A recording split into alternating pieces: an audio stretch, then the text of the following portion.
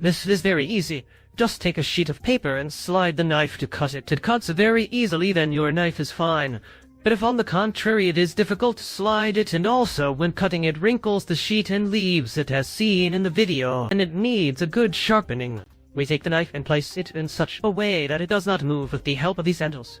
On a work table, or in this case on a straight table, to hold it well and that it does not move. Once the knife is firm, we take our drill with the sharpening stone well placed, and we begin to sharpen the blade as if we were forcing the stone down to form the edge as seen below.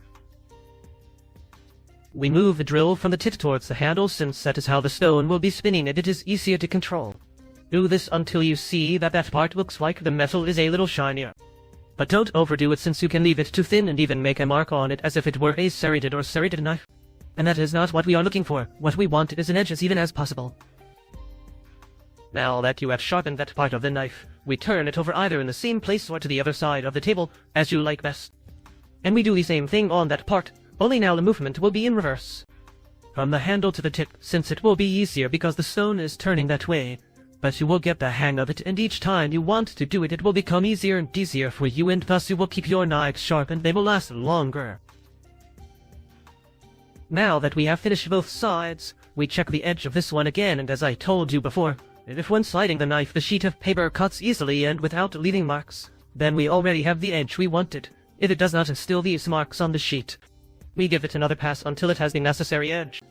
See how there is a significant difference in the cut that we made first and the cut after sharpening it.